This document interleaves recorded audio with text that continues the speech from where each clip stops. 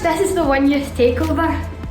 Because of the whole COVID situation, we can't go to Rock Nations, so we're going to bring Rock Nations to use.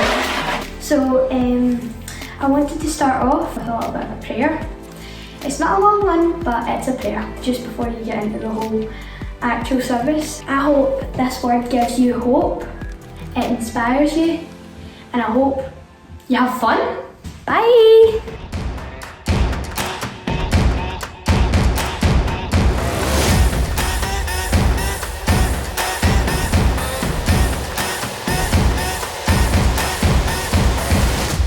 Let's go pick up Hayley.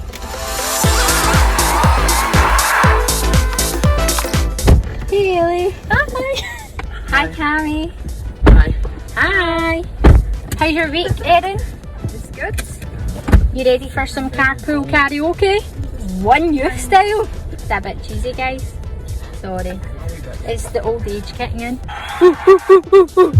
Ooh, who's calling? Hello. Hiya.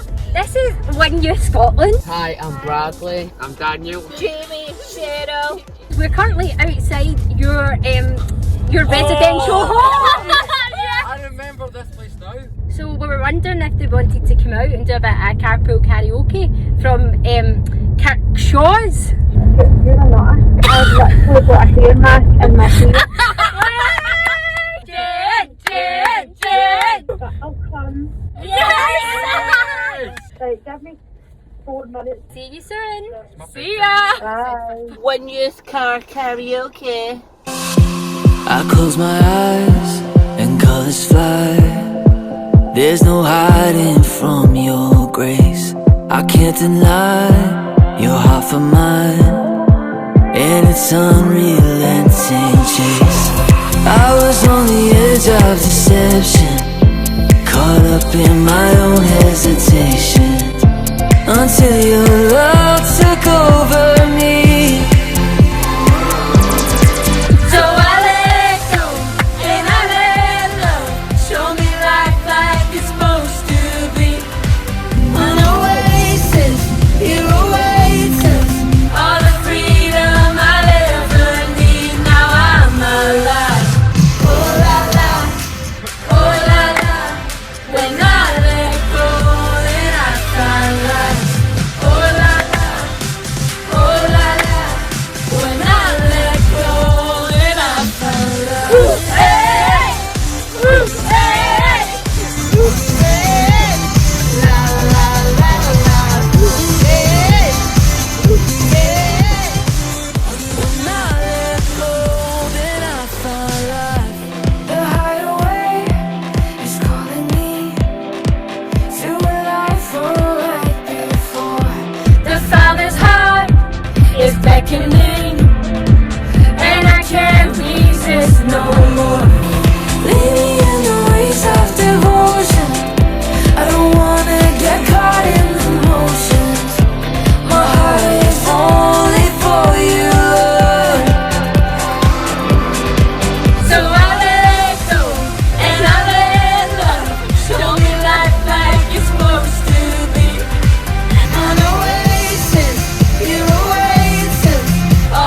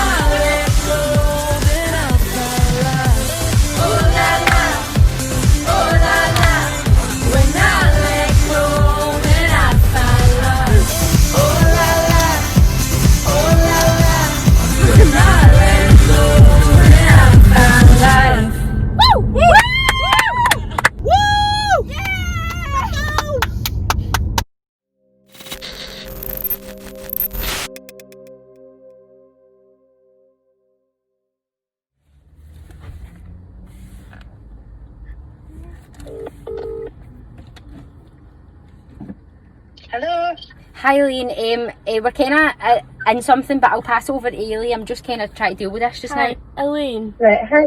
Hi, Hi. Ailey. So we've been basically pulled over because we parked up at Lidl car park in Hamilton, and they've said to us. What do you mean pulled over? Pulled over by the police? Yeah, so we were parking up to like film like a video. We were just there's like the car park's empty and everything, but they've said to us that there's too many people from different households in our car, and like they're basically telling us that like we shouldn't be doing this and we're not wearing face coverings and everything like that. And I think they're a bit annoyed because we're all young, and like down the street is where all the young people go to race usually.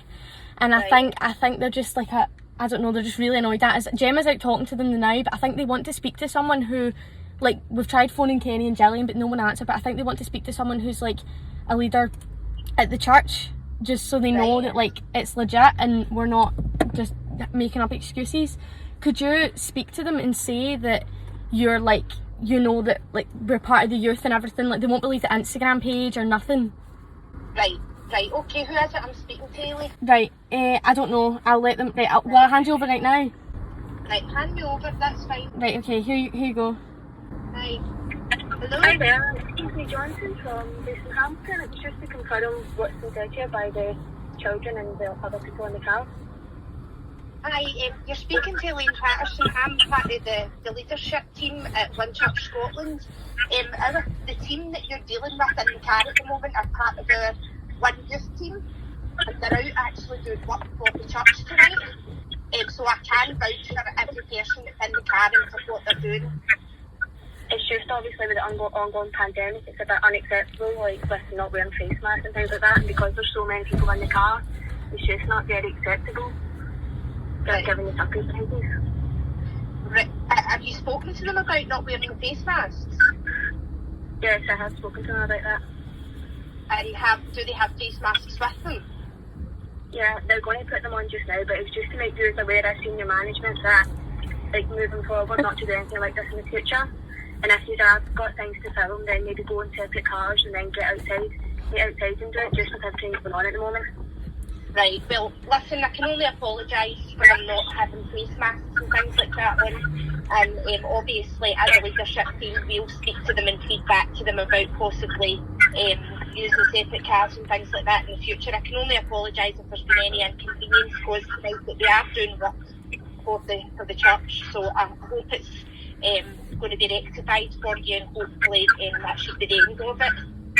Yeah, no problem, and it's just to make you aware as well, like, so you know for future purposes, just like keep yourself out as well as No problem. Thanks very much, officer. Thank you for clearing that up. Have a nice evening. Thank you, you too. Right. No, wait a minute, they're walking away. Right.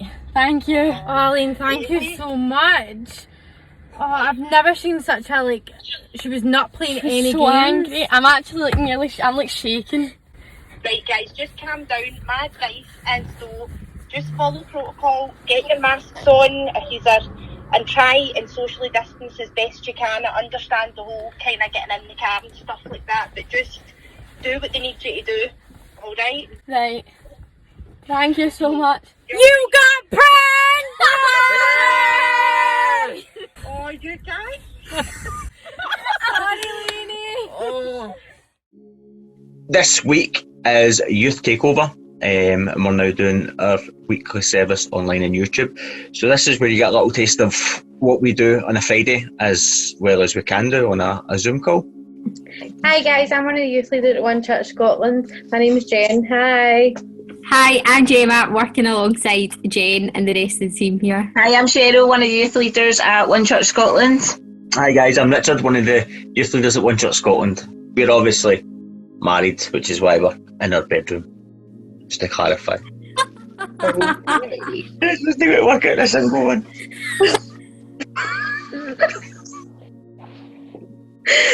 So this week we're going to talk about friendship and separation, which is obviously very relevant to the youth as well as everybody right now with what we're going through in COVID and lockdown. We were reading some frightening facts the other day about relationships and what the lockdown and isolation is doing to people. So there was a survey done the other day. I'm going to read my notes for this because there's loads of them. 1 in 5 Britain surveyed said that friendships had worsened during lockdown. And that was in the Independent newspaper. There was a survey of 2,000 people, British adults carried out, that 1 in 4 people felt they had absolutely no friends at all. There was 10% of people said that isolation was the hardest part of the entire pandemic. That was above the risk of death. There was good news. 25% of people said that a video call was helpful in mitigating some of the loneliness, but following on from that, 1 in 10 agreed that they felt even more isolated after the call. Half of all the respondents of the survey said that they hadn't spoken or talked to anybody about how they were feeling. So we're going to bring this up and talk about it today. So, Gillian, what's your view on social media, keeping up with people, Zoom calls, chat calls, whatever else? I kind of loved how we get like a lot like grounded by the government. Like, I've never been grounded by my mum, right? Because like, I mean, I'm an angel and all that, right? But like, I get grounded by the government. I think that's like next level kind of scary stuff. Like, I can't wait to tell people like, oh, I was grounded by the government. I've never been grounded by mum and dad, but I've been grounded by the government. Mm-hmm. But no, my lockdown was like, it was alright, and then it was like, yay, like you were kind of just going with, you were riding the wave. But yeah, it was ups and downs, and the one word I like to use is meh. Meh. If they ask me and I'm like, meh. Like, what do you want for dinner? Meh. So yeah. I actually quite enjoyed the lockdown in a weird sense. Like, I think at the start of it, when we were only thinking maybe we're only doing this sort of thing for 3 weeks, everybody was like, oh, an indoor kind of holiday. And I kind of felt like I'd chasing my tail for the past couple of months, just between uni and work and everything else that was going on. And I certainly can't crack the work-life balance, as you probably know. So it was good. It was, for me at the start, it was like stay at home, and it was like recharging the batteries and a time of rest. And I enjoyed all the kind of groups we were doing, especially through the church. Some of the girls, we were doing Wednesday night Bible study, and like I got to join for the first time Anne McLean's discipleship, which was just amazing. Like, these sort of things I would have probably never been able to do on a week to week normal life busy schedule. So for me it was a bit of a blessing, even though it was an emotional roller coaster, as we'll probably all agree. I actually quite enjoyed it. But yeah, what did you think, Cheryl? I think, as you said, Gemma, we were in a heightened level of excitement. It's like that period between Christmas and New Year, isn't it, where you sort of didn't know what day it was. All of a sudden we started off with Zoom calls galore. There was pub quizzes, there was house parties, all virtual. And then I think as time started to go on, given we were like 16 weeks into lockdown, that sort of all phased out. The chat phased out amongst friends, and you found yourself sort of talking about different things that were maybe happening on an external perspective, whether what was happening in the news. Everybody had an opinion about something. Sometimes that led to conflict as well amongst friends, which can have probably a negative impact on relationships as well. So yeah, I'd say in the beginning it was good, but towards the end it's been a bit of a slog. And I think we're at this point now where we're excited about lockdown easing and trying to get back to kind of meeting people face to face. I remember when we had our first kind of experience meeting friends and family, it was like, I'm so excited to meet you guys. Like, this is what normal life is, apart from living within your own four walls all the time. So yeah, I think for me it was a bit mixed, but more negative, I'd say. I don't think you realise how much you missed like your actual family members. Like, People.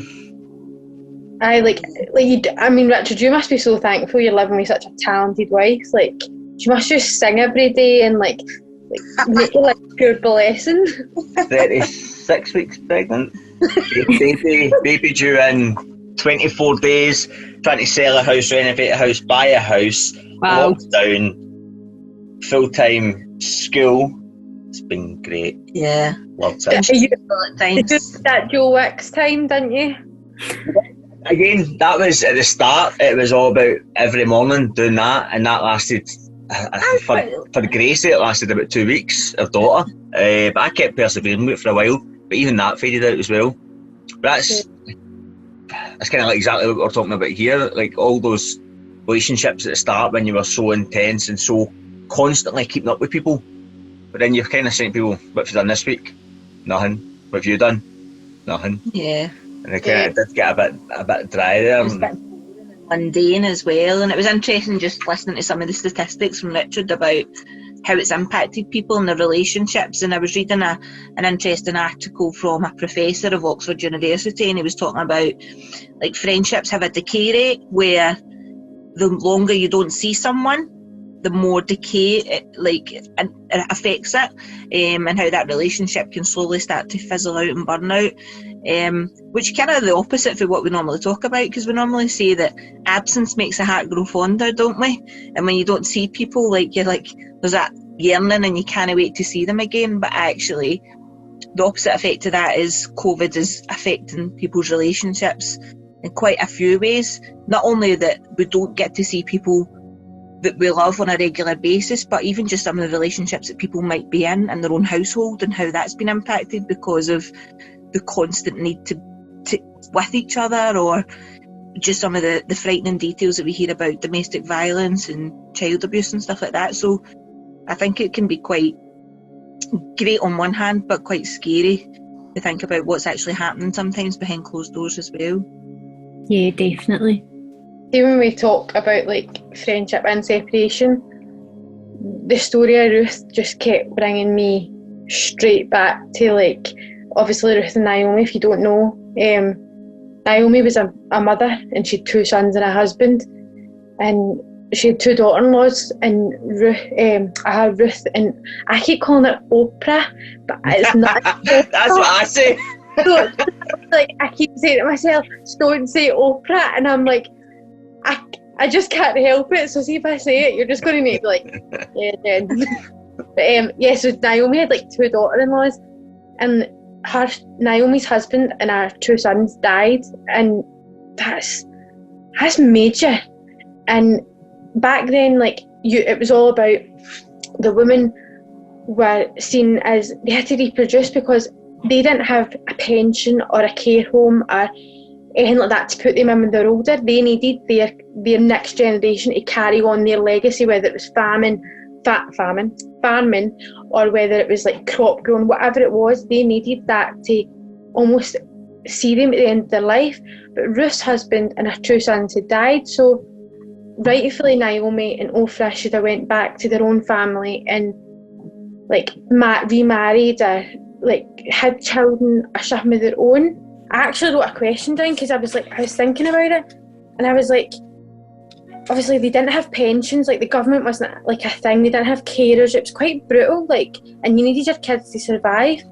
And I was just thinking, was that on Ruth's mind when she lost her husband? Was she thinking of like her mother-in-law, or like how did she do what she done? And my one question was, did God clear her mind? Because during that time that must have been hard to stick by. So I think the scripture that stands out within that book is Ruth 1 verse 16 and 17, and it says where Naomi had said, your sister-in-law is going back to her people and her gods, go back with her. And Ruth replied, don't urge me to leave you or turn back from you. Where you go, I will go, and where you stay, I will stay. Your people will be my people, and your God, my God. When you die, I will die, and there I will be buried, and may the Lord deal with me, be it ever so severely, if even death separates you and me.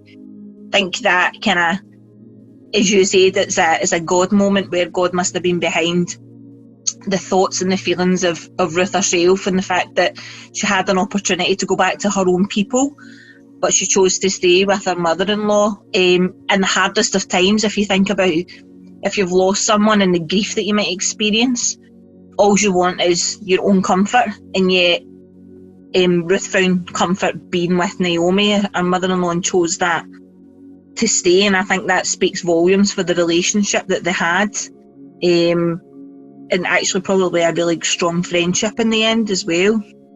When you look at the book of Ruth, she didn't realise that she was going to remarry and have kids. She right in that moment, she was like, I've got the faith I need to stick by my mother-in-law. I know that friendship now is more than ever, and God bless her abundantly. So I think that's one of my favourite stories. I always wanted to call Ruth because like she was quite cool and all that.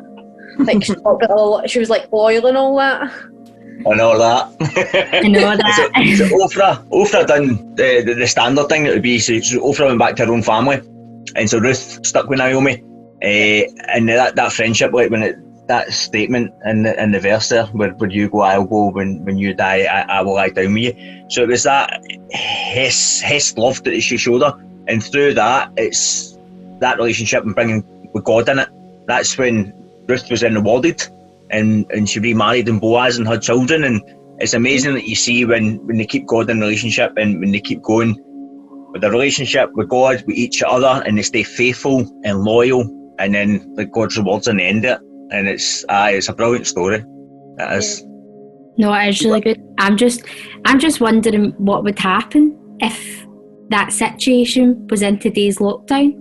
Like, would their relationship even last, I wonder? And would it have happened? What would happen if they even had technology back then? Or if they, well, obviously they didn't. We know they didn't, but what would actually happen? See, I think Ruth would get caught up. Like, I mean, I don't know about you, but like during lockdown, I was like Netflix, I was Disney Plus, I was like all things binge watching TV shows, and like or listening to my music, or like doing some devotional. So I think technology would have just totally like swept her up. Yeah. And the reason why probably that story exists is because there was no technology, and Ruth had to be faithful. Like she only had Naomi and God at the end of the day. Yeah, I think even being so far away from home, as you said, and having that relationship with Naomi has strengthened her, but I can only imagine that she's probably cried out to God on many occasions when she was probably even struggling with her own, how she was feeling, the grief that she was going through, even at questioning, is this the right decision for me? To be able to stay here and to carry on life as normal, but actually God placed that in her heart that by staying, as Richard said, she was blessed abundantly by having the opportunity to find love again and to have a family and stuff like that. So I think, as you guys were saying, in today's age it's completely different, because we rely on, sometimes we use technology and stuff as a crutch, don't we, to get us through. If you think about young people these days, they can't go 10-20 seconds without going on a mobile phone. But actually, how would we survive back then if we had to deal with lockdown, and actually building authentic relationships based on face-to-face and having real conversations, and not just kind of showing snippets of your life through social media and stuff like that. Yeah. Like, see, can I tell you a story? Yeah. When I was like in high school, like obviously like Blackberries were like the kind of thing. So, Blackberry phone, I thought you meant Blackberry fruit. Not like a fruit. No, she went very quick in the high school. Like a Blackberry? What? But no, like Blackberry, the phone was like the kind of thing, and I always remember I broke my phone, and I think it was during summer, if I remember correct. So the next thing, we only ever get new phones or new something at birthdays and Christmases. So that was like, my birthday was in May, so I had to wait like, I don't know, 6-7 months for like a new one. So I had broke it, and at that point iPhone like 3 had just come out, and I was like, Mum, I want an iPhone, and she's like, you will wait. I waited 6 months. I had no form of communication. See, when I went home for school, like I used to have to phone my pals off like my mum's house phone. I'd be like, that, like I'm embarrassed. Like I don't think I went out the full 6 weeks. Living in the Stone Age. In the Stone Age. It was crazy. So like even talking about Naomi and how she must have missed her mum, and I mean, what did they have back then? Like pigeons? Were they even a hang back? Like, was it pigeon carriers or like pigeons? Carrying pigeons. Do you know what I mean? Like, so like I struggled, and it was only 6 months. Never mind going through that grievance and having to contact. It's hard. Because she could have went home to her own family, but she chose to stay. Absolutely. That's like God's faithfulness all over that. That's like, Yeah, definitely. I just kind of want to reach out to MD that's kind of listening to us, that if you're currently in a friendship and you don't really know where to go, or you're kind of maybe you're the negative person and you've got a friend who's positive, we just kind of want to remind you that you're not alone, and none of us are ever alone, because we've got a friend in Jesus. And John 15:15 says that he calls his friend, he calls me friend, he calls Jen, Cheryl, Richard friend, and he certainly calls you a friend.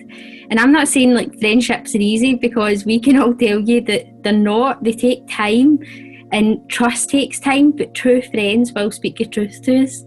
And I just want to reread Ruth 1:16, what Cheryl had said previous, and I just kind of want to pick out two of the sentences. It says, "Where you go, I will go, and where you stay, I will stay.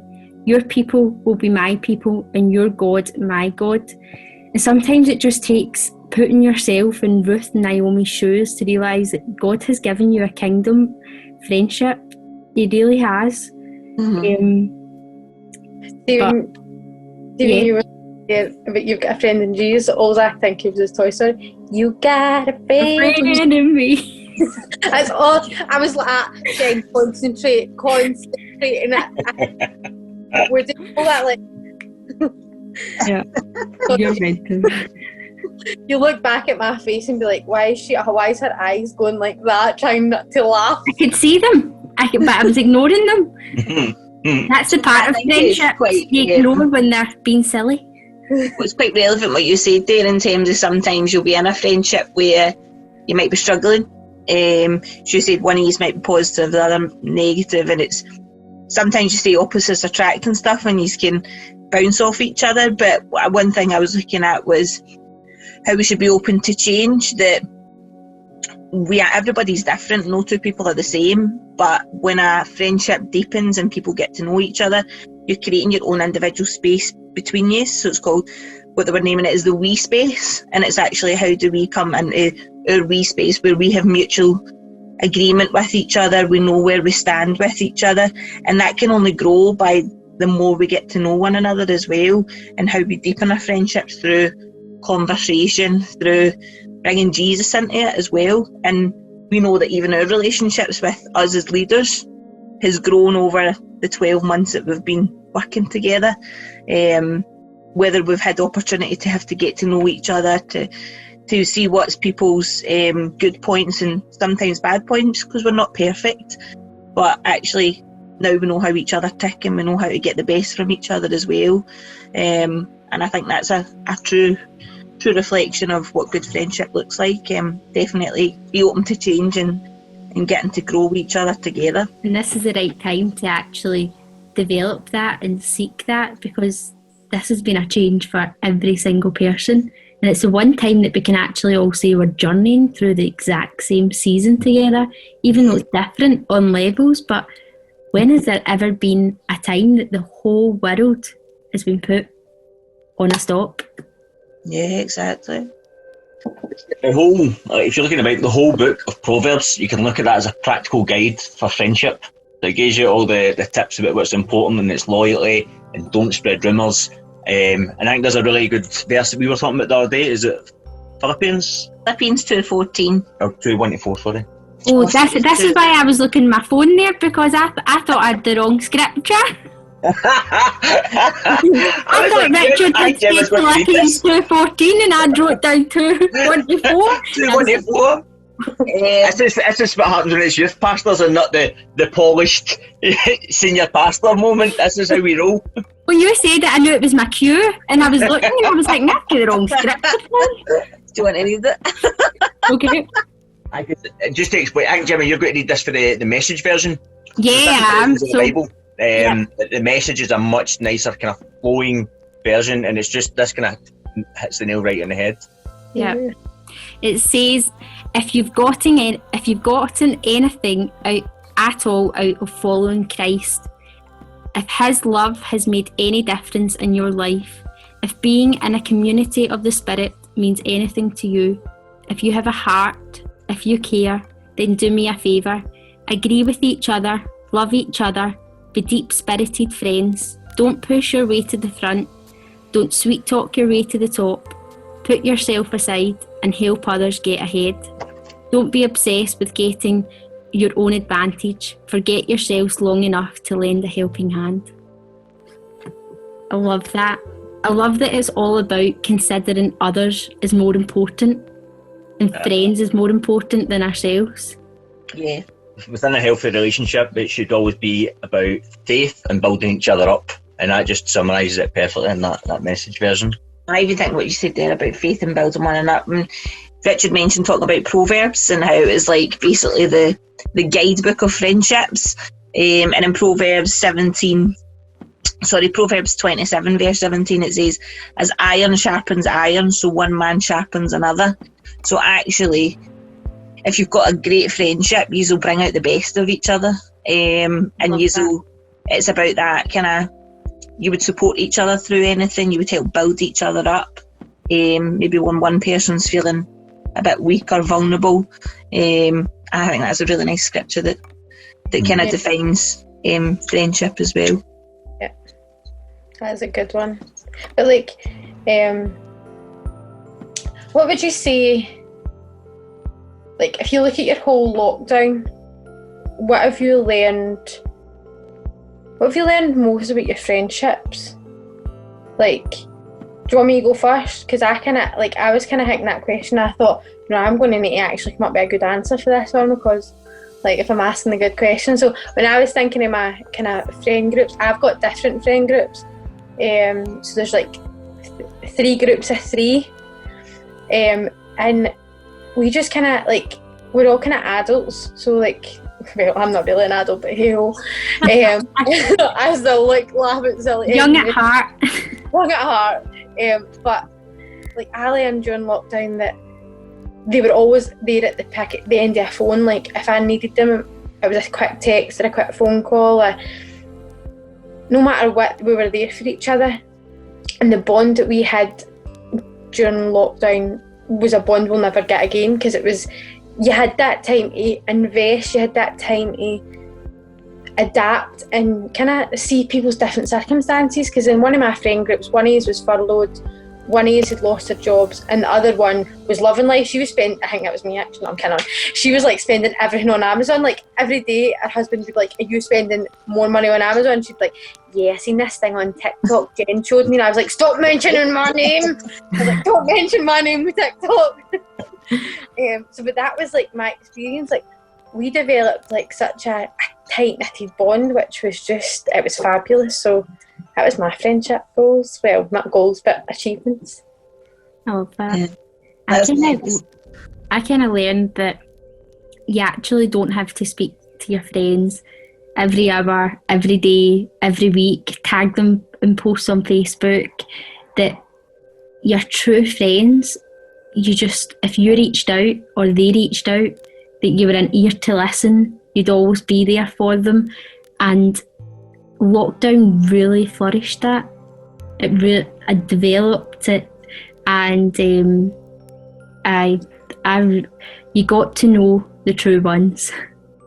Yeah, totally agree. I think for me it's like, as you say, Gemma, no matter when or how or whenever it is that you pick up where you left off sort of thing, and that's true friendship. It's like unconditional love that you have for each other. And if you're bringing God into that sort of situation and how you look at things, there will be times where your friendship will be challenged, and you'll sometimes question the friendship, but that's healthy as well, because it allows you to invite God in to help support that relationship that you might be going through. And as God gives us grace sometimes when we're challenged with friendships or maybe a disagreement, that's where we have to use our grace, and we have a choice to do that, is to forgive people that might not even realise that they're crossing our own paths or doing something wrong to us. But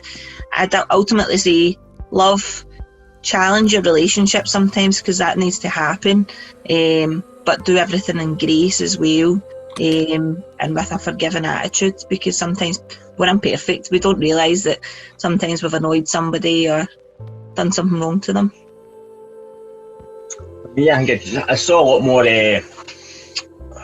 vulnerability with our friends. We spoke a lot more, and people saying they were struggling. I don't think any of my close friends would have said that out with the lockdown circumstances. So that was really nice to see that really growing as a group. And I'll be honest, I realise my friends are all just as weird as me. At the start of lockdown, we had a Saturday night. You took a photograph of your fridge, inside your fridge, and then we rated it each other, like what's in your fridge. This is a joke. Open the fridge, and then it moved on to what's in your cupboard, what's your condiment tray like. So there's been some benefits of because we would have never done that otherwise. I think that actually, because we females and we're always quite open about how we feel and stuff, but actually to hear that from a male as well, and how they all felt the same, and that vulnerability and period of uncertainty and how they were going to get through it, but how they actually all leaned on each other by having a bit of fun is nice to hear as well, actually. What I loved, see, like, you know how you get the people in life and they're always very so polished and always like waxed, hair perfect. I love, like, even I went up the main street and I seen like people and haha, you've got bushy eyebrows, haha, your hair's not dyed. I was like, yes, I'm not the only weirdo, because I would literally go up like showing God's grace. Yeah. Natural beauty. Natural beauty. Like Coatbridge Main Street was like a walking natural beauty parlour. Like, it was brilliant. I was like, oh yeah. Naked and unafraid. Naked and unafraid. Yes. I think we all experienced that. I remember when we were going on work calls and you were still kind of making sure you were a bit more presentable because you were still working at the end of the day. And it gets to the point now and I'm like, I don't care. You were going on in your pyjamas. You were like, there's no shame or embarrassment here. We're all the same. Yeah. Guys, you should listen to us ramble now for a half an hour. We do a bit of a solid message, and Jen's going to pull it together in a wee minute. But we just want to say thank you for everybody that's listening right now. I mean, technology was a God-given grace. It was a God-given gift, because we wouldn't have got to celebrate engagement parties, should have been weddings, birthdays, lunches. Like, the guys had breakfast like on Zoom. You would never have thought that. We celebrated church, we celebrated just genuine life, and I think that was just the icing on the cake for me. So I just want to say thanks to all the friends that participated in it, that helped us through the tough times. Yeah, I think even Kenny summed it up last week in his interview with Elaine, where they said like they didn't know where to even begin when it was the first online church. It's like, what's this going to be like? But actually, we can't even imagine life not having it anymore, because we're so used to it. And we've grown the church in such a short period of time. Over the last sort of 4 months, the amount of people that we've managed to get to bring to church, and we just can't wait to meet you all face to face and have a relationship with you as well. We're super excited to open the doors of the church once again, and to all our youth. It wouldn't be youth without you guys, and we can't wait to have a regular Friday nights, albeit I'll be off for a period of time having a baby, but we can't wait to get back to a bit of normality. So to all our new friends, the coffee is on us. And the hugs will be sanitised, we promise. That's brilliant. You've listened to us for the last, what have you seen, half an hour? That was quite good, guys. That was. Like, I think we've done it that well. They're now going to try and ask us every single Sunday. Like, you know, we're that. Is that you offering, Jennifer? No. Write that down. I heard that, I recorded that, I've got it. Well, guys, it's been an absolute privilege to be able to bring some, hopefully, God-given hope to all you guys for the future. And as I said, we can't wait to open our doors again and see you all face to face. But until then, please take care, and we'll see you all soon. Stay safe, guys. Bye. Thank you. See ya.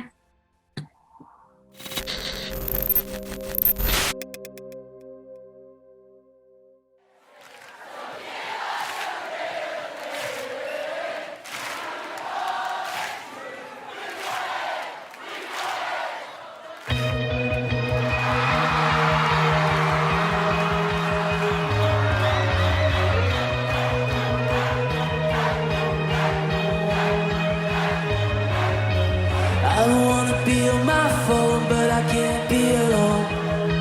Welcome to the modern week. Trying to be somebody I'm not, but it's not what I want.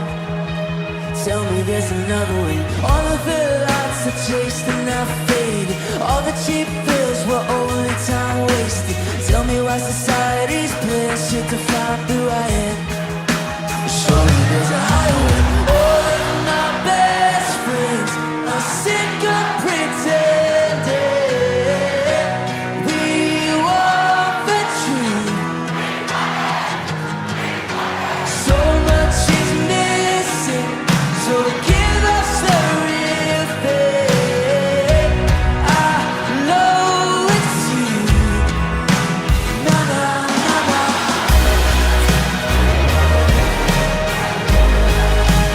Na na na na.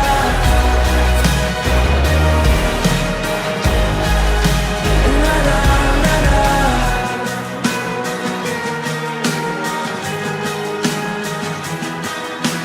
I don't want a stereotype to decide who I am. They never knew me anyway. I'm over trying to find the next hype, cause I never last. I'ma go another way. All of the lights are chased and now faded. Dylan was right, the times they are changing. Tell me why society's playing shit to find who I am. Surely there's a higher way. All of my best friends are sick of pretending. We want the truth. So much is missing, so give us the real thing. I know it's you. Na na na na.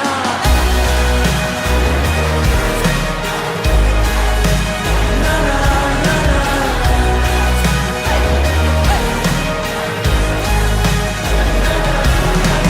All of my best friends are sick of pretending.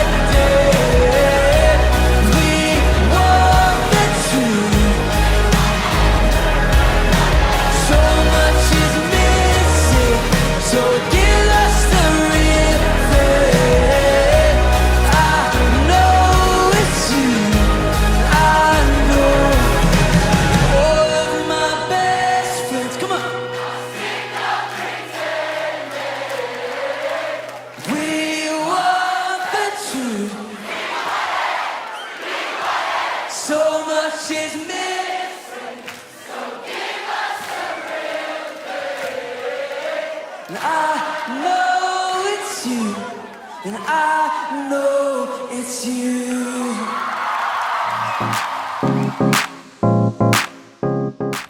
Hey guys, thanks so much for joining us. How good was this morning? It was amazing. This past week we've had kids getting exams, and the week coming we've got kids going back to school, and we're just praying for you guys. We just want God to surround you with love, peace and reassurance that He's got you. We're praying that no matter your results last week, God's the only one that can define you at the end of the day. And when you realise that then you'll excel in life. But when you're going back to school, and the kids that are just starting school, and any kids that are going to school or whatever, we're just praying for you guys that you have a fantastic time, you have a great first day back, you've got the reassurance, and the parents that are also supporting, or the carers, or the aunties, or the uncles, you've got this, guys. You've raised these kids, you've built these kids up, so we just pray for everything that you're worries about. Guys, if you want to support the ongoing works of One Church or One Youth, then please just let us know, or whatever. Andy the tech guy will put it all up there, the website and stuff like that. You can follow the steps. But guys, we hope we've had a taste of One Youth this morning. It's been an absolute pleasure and a joy doing it. So guys, have an amazing week, and we can't wait to see you. Bye.